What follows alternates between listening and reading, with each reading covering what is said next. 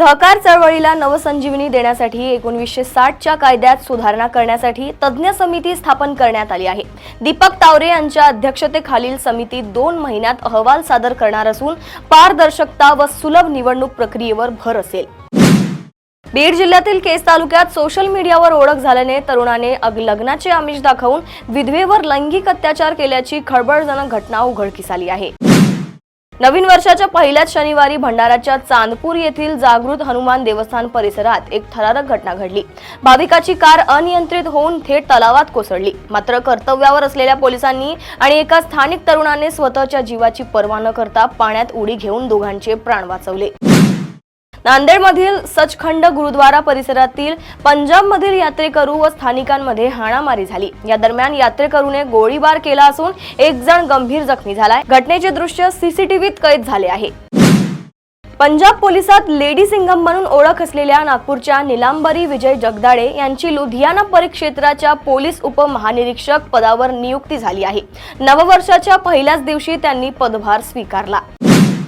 महापालिका निवडणुकांच्या पार्श्वभूमीवर हडपसरमधील प्रभाग 41 येथील सादिक उर्फ बाबू कपूर यांनी कार्यालयात गळफास घेऊन आत्महत्या केली। घटनास्थळी 30 पानांची सुसाईड नोट सापडली असून प्रकरणाला राजकीय वळण लागले आहे। महापालिकेच्या कारभारावर टीका करत उपमुख्यमंत्री अजित पवार यांनी सत्ताधारी त्रिकुटाच्या ठेकेदार प्रेमामुळे शहराचा विकास रखडल्याचा आरोप केला। शहराच्या विकासासाठी सत्ता बदल करा असे आवाहन करत त्यांनी भाजपवर हल्लाबोल केलाय।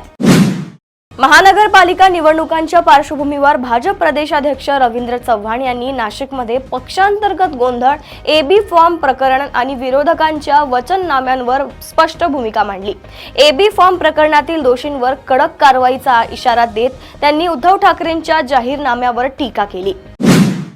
अस्थिविकाराने त्रस्त असलेल्या 2 वर्षांच्या चिमुकलीची आईकडून हत्या करण्यात आल्याची हृदयद्रावक घटना पुण्यातून समोर आली आहे। मुलीचा गळा आवळून खून केल्यानंतर संबंधित महिलेने स्वतः गळफास घेऊन आत्महत्या केल्याचे उघड झाले आहे। लोणावळा परिसरातून एक दुर्दैवी घटना समोर आली आहे। लोणावळ्यातील लायन्स पॉइंट येथील खोल दरीत एका तरुणाचा मृतदेह आढळून आल्याने या घटनेने परिसरात भीतीचे वातावरण निर्माण झाले असून पोलीस या घटनेचा सविस्तर तपास करत आहेत। प्रदेशातील अशाच टॉप 10 बातम्या मी साक्षी आपल्यापर्यंत पोहोचवत राहणार। तोपर्यंत बघत रहा देशोन्नती। नमस्कार। ठळक घडामोडींसाठी देशोन्नती न्यूज चॅनलला सबस्क्राइब करा आणि बेल आयकॉन प्रेस करा।